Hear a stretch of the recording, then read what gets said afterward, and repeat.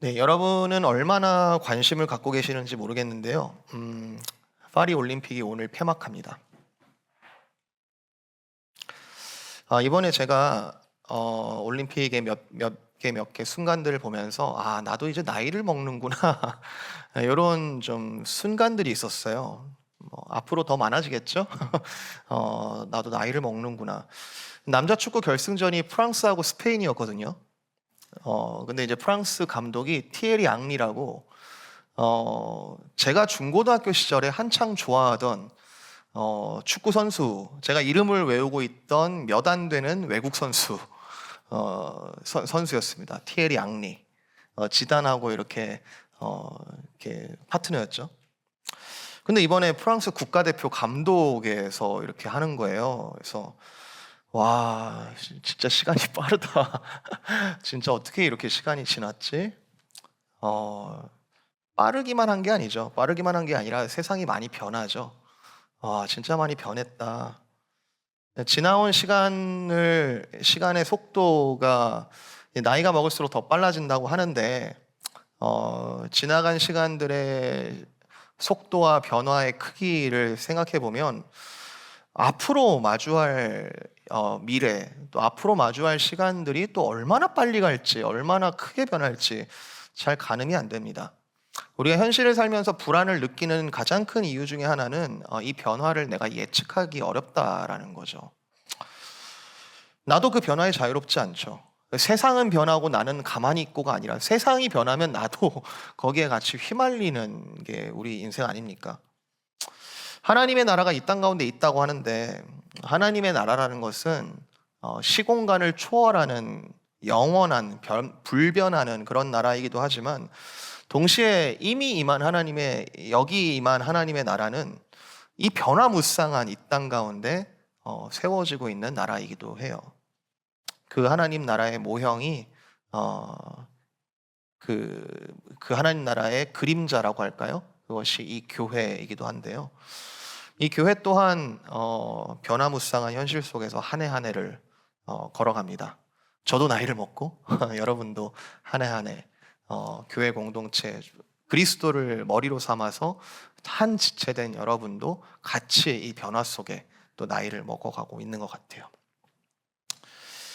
기독교인에게는 역사관이 굉장히 중요한데요.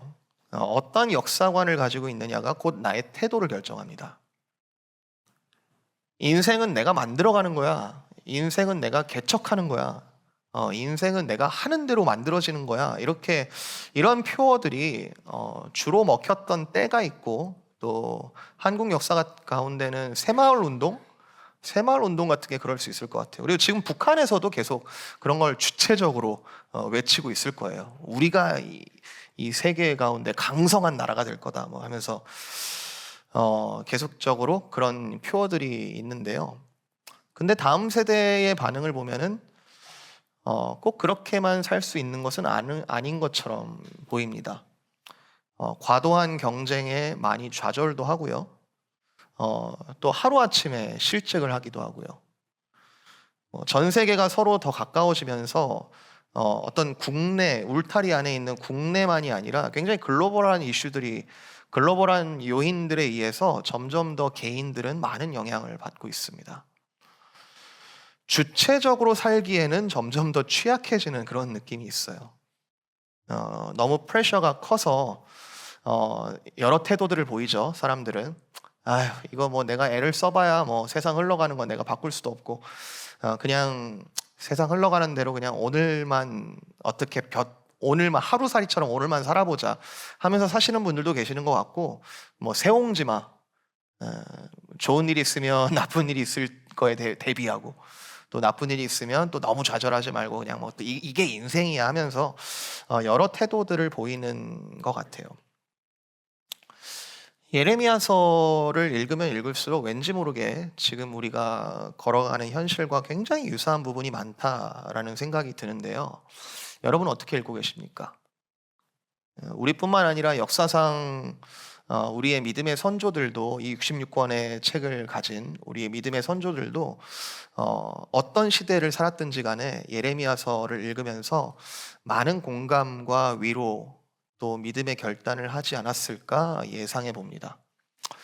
여러분 어떠신지 읽으시면서 어떤 말씀을 통해 무엇을 발견하고 계시고 어떻게 다시 하나님을 굳게 붙잡고 계시는지.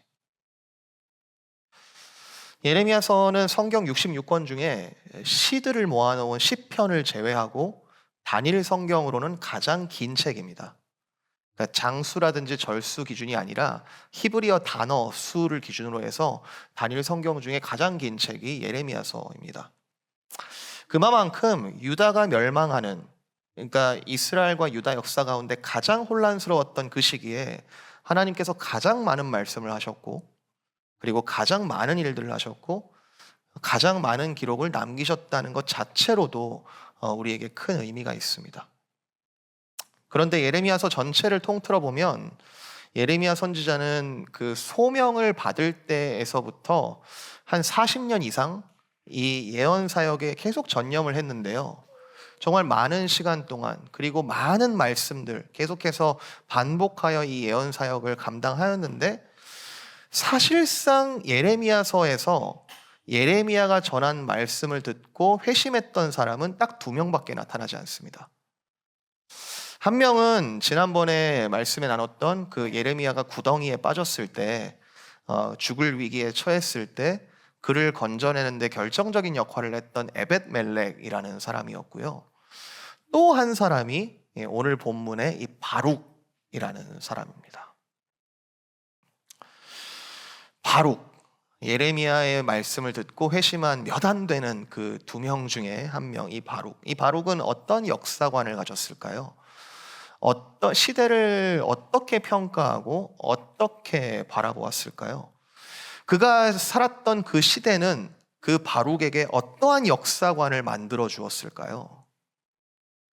그리고 하나님께서는 그 바룩의 생각과 판단을 어떻게 교정하시고 어떠한 약속을 주고 계실까요? 그 하나님께서 오늘 이 본문을 우리가 동일하게 읽고 있는 저와 여러분에게는 어떻게 하시겠다 말씀하고 계시는 중이실까요? 자, 이 바룩이라는 사람을 한번 좀 살펴봐야 되는데요. 이 바룩이라는 사람은 1절에 나오는데 예레미야가 불러주는 대로 이 모든 말을 기록하던 사람이다, 이제 이렇게 나옵니다. 당시에 기록하는 행위는 누구나 할 수 있는 흔한 행위가 아니고 특별한 사람들만 할 수 있는 그런 행위였습니다. 우리가 잘 아는 단어로 서기관이라는 단어를 쓰죠. 바룩은 예레미야의 말을 기록하는, 그러니까 듣고 기록하는 일뿐만 아니라 유다 멸망이 가까우면서 예레미야가 이제 사역을 하는 것이 점점 이제 가혹해져요, 상황이. 그러니까 여러 군데 잡힌다든지 뭐 어디 갇힌다든지 그런 예레미야가 행동에 제약이 생길 때 이 바룩은 예레미야를 대신해서 직접 백성 앞에서 말씀을 읽어주는 역할까지도 수행한 그런 사람입니다. 사실상 예레미야와 함께하는 그런 사역 파트너, 사역 동역자인데, 예레미야가 당시에 백성으로부터 얼마나 가혹한 배척을 받고 있었는지를 우리가 고려해 보면 이 바룩이 예레미야와 함께 동역했다, 함께 일을 했다, 이런 것은 얼마나 목숨을 거는 상당한 결단이 아니고서야 불가능한 일이었다는 것을 우리가 알 수 있습니다. 이 바룩도 대단한 사람이에요. 근데 이 바룩이 예레미야를 통해서 분명히 회심을 한 걸 거거든요. 그러니까 하나님의 말씀을 듣고 회심을 한 사람인데, 어떻게 하나님의 말씀을 믿게 되었는지, 어떠한 과정을 통해 회심을 하게 됐는지는 잘 나타나지 않습니다. 우리가 사도행전의 바울과 같은 경우에는 굉장히 드라마틱하게 이렇게 회심한 것을 우리가 볼 수 있는데, 바룩 같은 경우에는 뭐 그렇게 정확하게 나오지 않습니다. 그런데 이제 오늘 이 45장, 오늘 이 본문의 이 내용이 이스라엘 백성들을 향하여 제너럴하게 펼쳐진 그런 말씀이 아니고 바룩 한 사람을 위해서 이렇게 주어진 하나님의 말씀이거든요. 바룩 한 사람을 위해서 하나님께서 아주 개인적으로 특별하게 주신 그런 말씀이거든요. 바룩이 나를 향하여 하나님께서 이렇게 말씀하셨다는 것을 진심으로 받았다면 바룩이 회심했다는 것은 그렇게 어렵지 않게 우리가 이해할 수 있습니다. 이 말씀을 받았다, 이 말씀을 믿었다라고 한다면요. 적어도 이 하나님의 말씀은 3절을 우리가 고려해보면 3절에 바룩이 그동안 얼마나 고민했는지, 얼마나 탄식하고 있었는지, 얼마나 스트레스가 많았는지, 얼마나 허무했고 얼마나 답답하고 얼마나 피곤하고 슬프고 고통스러웠는지에 대해서 하나님께서 다 이해하시고 하나님께서 응답하신 그런 말씀으로 보여지는 거죠. 바룩이 어떠한 태도를 취했길래 하나님께서 이런 응답을 주셨을까? 바룩이 어떤 태도를 가졌기에 하나님께서 이런 말씀을 개인적으로 주셨을까? 저는 두 가지 정도로 추측이 되는 것 같아요. 어느 쪽이 정답일지는 모르겠어요. 한쪽으로는 당시 유다 백성들이 종교적인 스탠다드가 있었을 거거든요. 1년에 몇 번은 하나님께 나아가야 하고 예물은 어떻게 바쳐야 돼. 그런 스탠다드가 있었을 텐데 바룩은 정기적으로 하나님께 열심으로 모든 스탠다드를 지키면서 정말 하나님이 명령하신, 모세를 통하여 명령하신 그 모든 것들을 지켜나가면서도 의문을 품고 하나님께 매달리면서 하나님 도대체 이 시대는 왜 이렇습니까? 왜 우리는 이렇습니까? 하면서 막 열심으로 기도하던 그런 모습이었을 수도 있겠다. 사무엘을 낳았던 엄마 한나가 기도했던 그런 모습이 떠오르긴 합니다. 하나님 도대체 우리를 왜 이렇게 버리시는 겁니까? 왜 이 상황, 이 시대가 이렇습니까? 그럴 수도 있겠다라는 생각이 들면서도 또 한편으로는 어떤 모습일 수 있을까? 아마 저랑 좀 비슷한 느낌이라서 그런 생각이 들 것 같아요. 저 열심히로 기도하는 쪽보다는 이쪽일 것 같은데 겉으로는 티를 안 내는데 심중에는 이미 이 세계로, 이 세상을 통해서 만들어진 역사관이 깊이 박힌 상태로 하나님은 우리를 버리셨구나, 우리는 소망이 없구나 하면서 반쯤 포기해버린 그런 상태에 있는 중에 하나님께서 바룩이 뭘 잘해서가 아니라, 바룩이 뭐 어떤 걸 뭘 해서가 아니라 하나님께서 바룩에게, 바룩아, 하나님께서 여호와께서 이와 같이 말씀하시느니라 하면서 이 말씀을 주셨다면 바룩이 내가 숨기고 있던 그 마음을 하나님께서 이미 다 아시고 이렇게 메시지를 주셨다는 것을 발견하고는 회심하지 않았을까? 어떤 태도, 어떤 상황 잘 모르겠습니다. 그러나 상황은 심각할 수 있는데 상황이 그렇게 중요한 것 같아 보이지는 않아요. 바룩은 그 상황이 얼마나 극심하고 탄식이 가득한 어느 정도였느냐, 그거에 따라서 회심이 가능했겠느냐 안 했겠느냐가 중요한 게 아니라 바룩은 메시지에 회심을 했던 사람일 겁니다. 우리 각자가 어떠한 상황에 처해 있는 것은, 어떠한 시대를 살아간다는 것은 때마다 심각한 정도가 다를 수는 있지만 그때나 지금이나 회심을 이루시는 결정적인 열쇠는 메시지의 내용입니다. 바룩은 이 메시지를 믿었을 거예요. 그리고 역사관이 바뀌었고 태도가 바뀌었을 것이고 인생이 바뀌었을 것입니다. 바룩은 일평생 예레미야를 떠나지 않아요. 지난주에 여러분 주중에 읽으셨을 겁니다. 예레미야가 애굽으로 무고하게 이렇게 끌려가는 그 중에도 바룩은 같이 가요. 자, 메시지가 중요하다. 자, 메시지가 중요한데요. 어떤 메시지인가요? 오늘 이 본문에 하나님께서 바룩에게 어떤 메시지를 주십니까? 제가 4절, 5절 다시 읽어볼게요. 4절, 5절. 너는 그에게 이르라. 여호와께서 이와 같이 말씀하시기를, 보라, 나는 내가 세운 것을 헐기도 하며 내가 심은 것을 뽑기도 하나니 온 땅에 그리하겠거늘 네가 너를 위하여 큰 일을 찾느냐? 그것을 찾지 말라. 보라, 내가 모든 육체에 재난을 내리리라. 그러나 네가 가는 모든 곳에서는 내가 너에게 내 생명을 노량물 주듯 하리라. 여호와의 말씀이니라. 자, 여기서 보여지는 메시지는 크게 세 가지입니다. 자, 첫 번째, 나 여호와가 누구인지를 소개하고 계십니다. 나 여호와가 누구이다. 두 번째, 명령을 주세요. 네가 너를 위하여 큰 일을 찾느냐? 찾지 마. 찾지 마라. 세 번째, 약속을 주십니다. 네가 가는 모든 곳에서 내가 너를 지키겠다. 구원을 약속하시는 거죠. 자, 뭐라고요? 소개하시고, 그 다음에 명령을 주시고, 그 다음에 약속을 주시고 계시죠. 이 세 가지 내용이 지금 여기서 포인트인데, 제가 순서를 좀 바꿀게요. 두 번째, 세 번째를 바꿀게요. 그래서 첫 번째, 하나님께서 소개하신다. 그리고 두 번째, 약속하시고, 그리고 세 번째, 명령을 주신다. 기억하세요. 이 세 가지. 소개하시고, 약속하시고, 명령하신다. 철학의 3요소는 세 가지인데요. 철학의 3요소는 형이상학, 그리고 인식론, 윤리학, 이렇게 세 가지를 꼽습니다. 제가 어려운 말을 쓰는 게 아니라 아주 단순하게 표현하면, 철학이라는 것은 진리를 탐구하는 학문이죠. 철학자들은 진리가 무엇이냐, 이걸 계속해서 탐구하는 사람들인데요. 형이상학, 진리는 과연 존재하는가? 진리는 과연 존재하는가? 여기에 대해서 모두가 동의하지 않습니다. 다 다른 견해를 가지고 있습니다. 형이상학, 진리가 과연 형이상학적으로 존재하는가? 두 번째, 인식론. 진리가 존재한다면 그것을 우리가 인식할 수 있겠는가? 진리가 따로 놀 수 있잖아요. 그죠? 그리고 인간은 진리와 상관없이 그냥 그것을 닿을 수도 없이 그냥 따로 놀 수 있잖아요.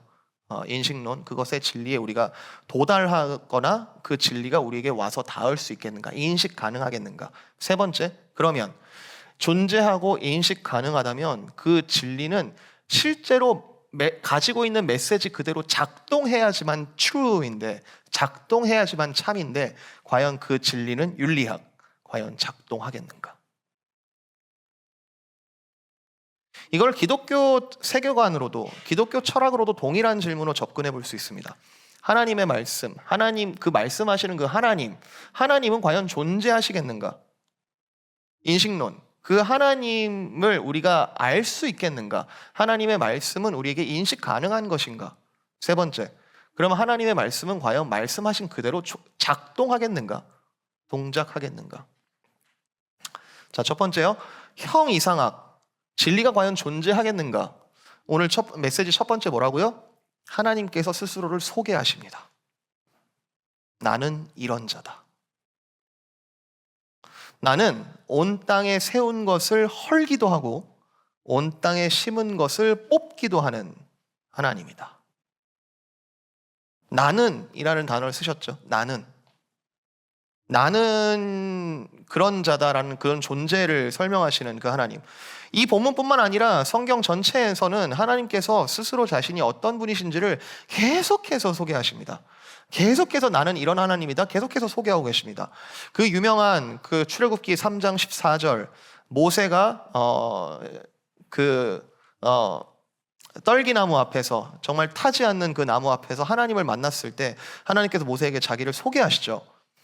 하나님이 모세에게 이르시되 나는 스스로 있는 자니라.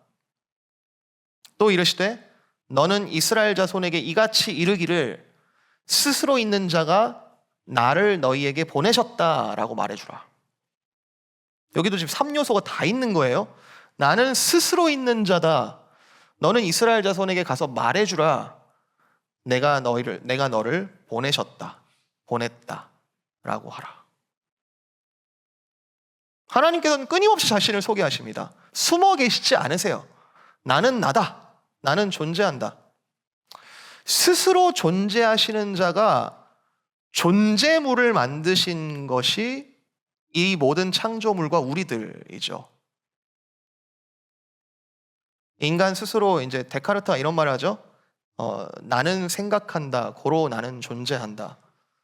나의 존재의 이유를 생각하는 이성에 두었기 때문에 이 데카르트의 이 말은 이성주의, 계몽주의의 시작점이 되는 굉장히 중요한 지점입니다. 나는 생각할 수 있는 사람이기에 나는 존재하는 것이다. 이렇게 얘기하죠. 근데 이 데카르트가 카톨릭 신자였다는 거 알고 계세요? 데카르트가 하나님을 믿었다는 거 알고 계세요? 앞에 한 단어만 더 있었으면 전 좋았을 것 같아요. 하나님께서 허락해 주셔서 나는 생각할 수 있다. 고로 나는 존재한다. 이렇게 얘기했으면 참 좋았을 텐데 모르겠어요. 이 데카르트가 이런 말을 실제로 했을 것 같은데 누가 지웠을 것 같아요. 마음에 안 들어서 이렇게 지웠을 것 같아. 에이, 하나님 이거는 모르는 거잖아. 이러면서 생각하는 거 그걸 최고로 높이면서 우리는 존재한다. 어쨌든 하나님께서는 지금 바룩에게 형 이상학적으로 스스로 자신을 소개하고 계십니다. 나는 이런 자다. 자, 이런 자이시면 뭐예요? 이게 우리가 알 수 있어야 되죠. 인식론. 진리는 인식이 가능하겠는가? 하나님께서 하시는 말씀들은 그냥 말로 끝나는 것이 아니라 반드시 성취가 됩니다. 하나님께서 하시는 말씀들은 꼭 성취하리란 약속을 붙여놓으시고, 그리고 역사 속에, 그리고 영원 속에서 반드시 성취하리라는 약속이 꼭 붙어 있습니다. 지난번에도 제가 한번 말씀드렸지만 성취가 안 되는 약속은 거짓말이고, 그건 계약을 맺은 당사자들도 지킬 필요가 없습니다. 거짓말이니까요. 그런데 시간을 초월하시는 하나님께서 시간에 갇혀 계시는 그의 피조물 인간과 약속을 맺으실 때는 그 약속을 맺는 인간 측에서는 그 약속이 반드시 이루어지리라는 믿음이 필요합니다. 성취가 안 될 리는 없는데, 그분이 하신 말씀에 의하면 성취가 안 될 리는 없는데, 즉 하나님께서는 말씀을 하시는 순간 사실은 그 말씀이 이루어지고 있는 거예요.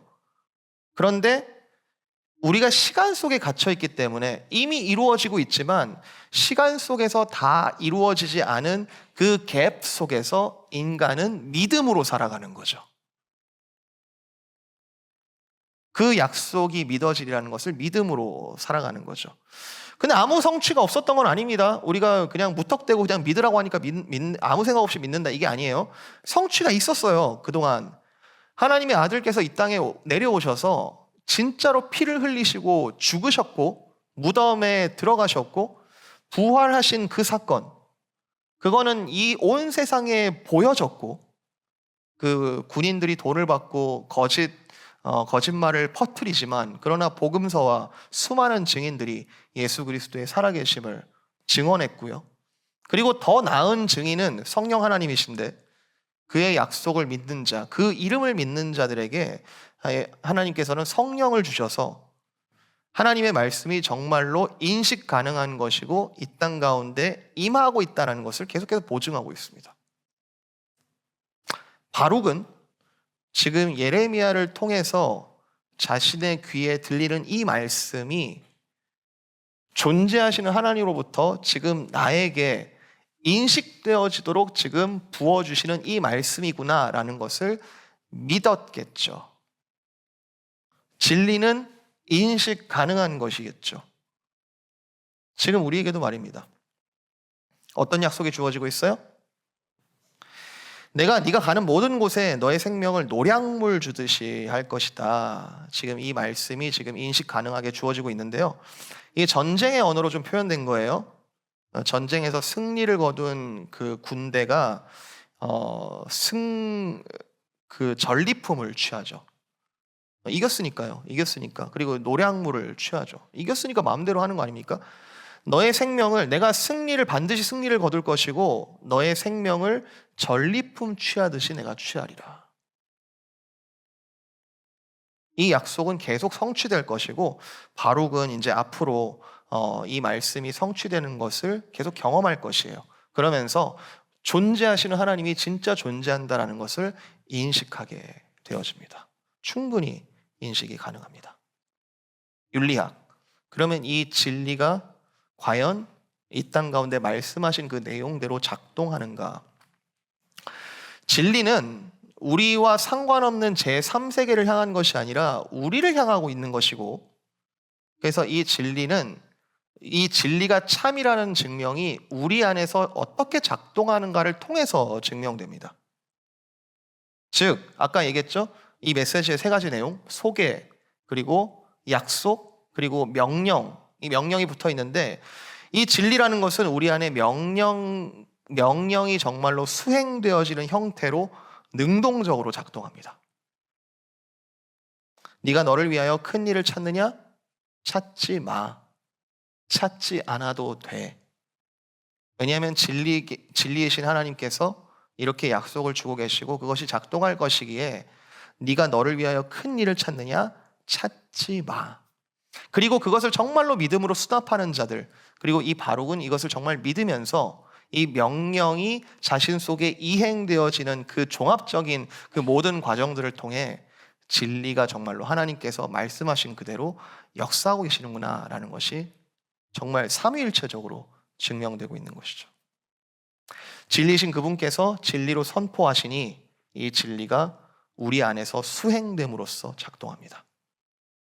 우리는 하나님의 자녀라면, 그리고 개인적으로나 그리고 이 성경의 말씀을 통해서나 우리에게 지금 말씀하시고 있는 이 말씀들에 대하여서 우리 안에서 작동하고 있으면 그걸로 되는 겁니다. 찾지 말라면 찾지 않으면 되는 거잖아요. 바룩은 지금까지 걱정, 지금까지 그 탄식, 지금까지 그 모든 스트레스, 자기가 가졌던 모든 세계관, 모든 역사관을 지금 버리라는 요구를 하나님으로부터 받고 있습니다. 근데 그게 진리, 이미 계속 증명되고 있고 그 진리가 작동함을 계속 볼 거예요. 자기가 가졌던 그 세계관을 붙잡기보다는 그게 버리는 게 맞고 이 말씀을 신뢰하라는 요구를 지금 계속해서 받고 있습니다. 자, 이런 상황이 저와 여러분의 2024년을 살아가고 있는 저와 여러분에게도 동일하다고 생각하고요. 그리고 이 역사 속에 계속 반복이 되고 있지만 가장 극적인 지점을 한번 찾아볼게요. 요한복음 16장 한번 찾아볼게요. 요한복음 16장. 요한복음 16장 25절. 예수님께서 잡히시기 전날 밤 제자들의 상황입니다. 요한복음 16장 25절부터 제가 읽을게요. 이것을 비유로 너희에게 일렀거니와 때가 이르면 다시는 비유로 너희에게 이르지 않고 아버지에 대한 것을 밝히 이르리라. 그날에 너희가 내 이름으로 구할 것이요 내가 너희를 위하여 아버지께 구하겠다 하는 말이 아니니 이는 너희가 나를 사랑하고 또 내가 하나님께로부터 온 줄을 믿었으므로 아버지께서 친히 너희를 사랑하심이라. 내가 아버지에게서 나와 세상에 왔고 다시 세상을 떠나 아버지에게로 가노라 하시니 제자들이 말하되 지금은 밝히 말씀하시고 아무 비유로도 하지 아니하시니 우리가 지금에야 주께서 모든 것을 아시고 또 사람의 물음을 기다리시지 않는 줄 아나이다. 이로써 하나님께로부터 나오심을 우리가 믿사옵나이다. 예수께서 대답하시되 이제는 너희가 믿느냐? 보라, 너희가 다 각각 제 곳으로 흩어지고 나를 혼자 둘 때가 오나니 벌써 왔도다. 그러나 내가 혼자 있는 것이 아니라 아버지께서 나와 함께 계시느니라. 이것을 너희에게 이르는 것은 너희로 내 안에서 평안을 누리게 하려 함이라. 세상에서는 너희가 환난을 당하나 담대하라. 내가 세상을 이기었노라. 다행히도 제자들이 믿었다라고 이야기합니다. 나는 하나님의 아들이니까 지금 환난이 있을 건데 내가 환난을 좀 줄여줄게. 너 힘들 것 같아서 내가 환난을 좀 줄여줄게. 너 환난 이거 당하지 않게 해줄게. 너 기도해. 기도하면 내가 이거를 피하게 해줄게. 그런 말씀입니까? 아니고요. 진리와 부딪히기 때문에 마주하는 환난이라는 게 있어요. 진리와 부딪히기 때문에 오는 불편함과 부딪힘이 있어요. 성도는 그 환난을 필연적으로 피할 수가 없습니다. 부딪히는 게 맞아요. 왜냐하면 이 진리의 편에 서서 이 진리와 반하는 세력에 대해서 내가 피해버린다면 그 즉시 나는 진리의 편에 서는 게 아닙니다. 부딪히는 게 맞아요. 곧 십자가를 지실 거예요. 그런데 담대하라, 평안하라, 내가 세상을 이기었노라. 너희가 큰 일을 찾느라 각각 제 곳으로 흩어지고 나를 혼자 둘지라도 나는 세상을 이기는 자니. 31절. 이제는 너희가 믿겠느냐?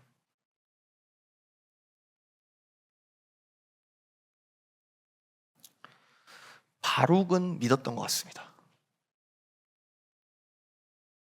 그 혼란스러운 시대 가운데 바룩은 자신을 향한 하나님의 메시지를 믿었던 것 같습니다. 다수는 믿지 않았지만요. 다수를 욕할 생각은 없습니다. 예레미야서의 맥락에서 보면은 믿지 않는 다수에 대해서 항상 안타까워해요. 하나님께서 이렇게 구원을 계속 약속하시는데 믿기만 하라, 나아오기만 하라. 사랑하는 성도 여러분, 이제는 믿어주시기를 부탁드립니다. 더 심각한 상황이 올 수도 있고, 더 심각한 상황을 자주 만나더라도 그게 그렇게 중요한 게 아닙니다. 더 중요한 건 하나님이 무엇을 말씀하셨는가예요. 하나님이 어떤 메시지를 우리를 향하여 주셨는가에 있어요. 여러분, 이거 아이들에게 얘기해 주세요. 담대해라. 세상을 이긴 분이 우리의 주님이시다. 아이들 손 붙잡고 여러분 같이 기도하시면서 얘기해 주세요. 이걸 여러분이 아이들 앞에서 보여주세요. 아빠는 이렇게 살아. 엄마는 이렇게 살아. 보여주세요. 제가 이거 젊은 가정들에게만 얘기하는 거 아닙니다. 여기 아이들 다 키우시고 우리 어르신들도 계시는데 여러분, 지금이 기회입니다. 지금이 여러분을 통해 복음이 전달되는 중요한 순간이에요. 장례식에 가보면 마지막까지 믿음을 지킨 분들의 그 영광스러운 죽음을 마주할 때가 많습니다. 2024년 현재, 변화무쌍한 현재, 우리의 나이가 어디에 있든지 절망과 혼란이 공존하는 이때 복음은 저와 여러분을 통해 지금도 계속 전달되고 있습니다. 여호와는 나의 목자시니 내게 부족함이 없으리로다. 그가 나를 푸른 풀밭에 누이시며 쉴 만한 물가로 인도하시는도다.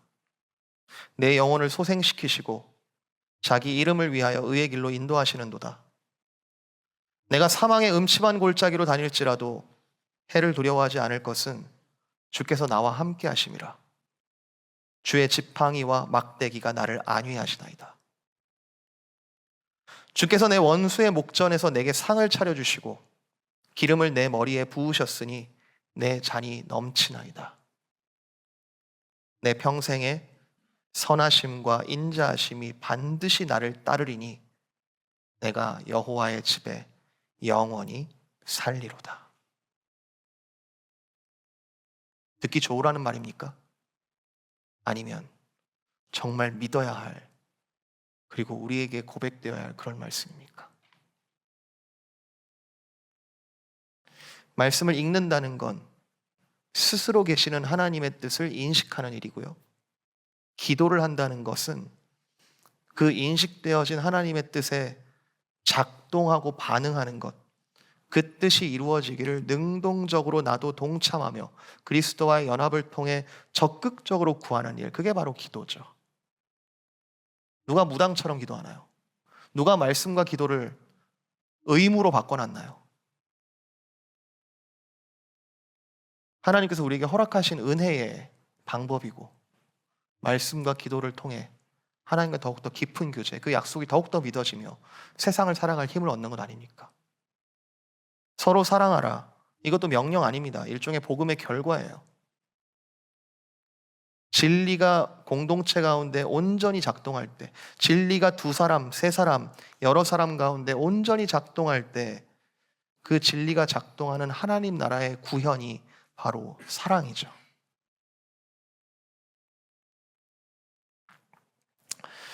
말씀을 마칩니다. 역사관 이야기로 시작을 했는데요. 사실 이번 주에 우리가 계속 읽고 있지만 더 놀라운 말씀들이 예레미야 말미에 이어지고 있습니다. 하나님께서는 만국을 심판하시겠다. 지금 이 유다 멸망에 하나님도 무릎이 꺾여가지고 같이 울고 같이 절망하시는 것이 아니라 나는 만국을 심판하는 하나님이다. 내가 애굽을, 블레셋을, 모압을, 암몬을, 다메섹을, 그리고 마지막에는 포로로 잡혀간 그곳 바벨론까지 내가 심판하겠다. 예레미야서의 마지막 이야기가 지금 울려 퍼지고 있는 겁니다. 4절에 헐기도 하며 심기도 하는, 심은 것을 뽑기도 하시는 하나님. 이게 예레미야서 전체의 주제예요. 하나님의 주권. 예레미야 1장에 예레미야가 소명을 받았던 내용이기도 하고요. 예레미야가 일평생 붙들고 있었던 그 역사관이 바로 이겁니다. 하나님께서는 이런 하나님이시다. 그는 심판하시고 그는 구원하시는 하나님이시다. 여러 소리가 들리고 여러 상황이 심각해지고 여러 혼란스러움이 가중될지라도 이 하나님이 믿어지는 것. 이 역사관에 의해서 예레미야는 그 같은 태도를 보여온 겁니다. 괜찮다 괜찮다 말하고 있는 그 유다 땅에 안 괜찮아 안 괜찮은 거야 지금 라고 담대하게 말했고, 또한 우리가 안 괜찮다 지금 우리가 다 죽게 생겼다라고 아우성치는 그곳에 너희는 사실 괜찮아 라고 말할 수 있었던 것이죠. 그런 사람이었던 것이죠. 여러분, 오늘 여러분 이 시대를, 그리고 여러분의 가정을, 여러분의 옆에 있는 한 사람 한 사람을 여러분 어떻게 판별하시고 어떻게 구별하시겠습니까? 무엇을 기준으로 삼으시겠습니까? 하나님의 말씀이 너무 명확하지 않나요? 우리에게 위로가 되는 포인트는, 이게 참 은혜로운 포인트인데, 이 바룩에게 구원을 약속하시는 이 메시지가 유다가 멸망한 후에 주어진 것이 아니라 유다 멸망 약 20년 전입니다. 여호야김 넷째 해에, 유다가 멸망하기 전 약 20년 전에 하나님께서는 이미 뜻을 정하시고 구원하시기로 약속하시고 그리고 심판을 가하시기로 다 뜻을 행하시는 중이신 거죠. 그리고 너희는 나를 믿으라, 계속해서 초청을 하고 계십니다. 여러분, 저에게도 해당되는 말씀인데요. 언제까지 나 자신을 위하여 큰 일을 계속 찾으시겠습니까? 누구의 목소리를 들으시겠습니까? 믿음으로 과감히 버리는 결단이 필요할 것 같고요. 그리고 하나님께서 이미 그 길을 가신 예수 그리스도께서 괜찮다, 내가 세상을 이기었으니 너희가 환난을 당할 것이나 담대하라라고 약속을 주고 계십니다. 이 하나님을 향하여 담대히 한 걸음을 떼시는 저와 여러분, 그리고 여러분의 상황이 어떠하든지 간에 믿음으로 나아가시는 저와 여러분 되시기를 주님의 이름으로 축복드립니다.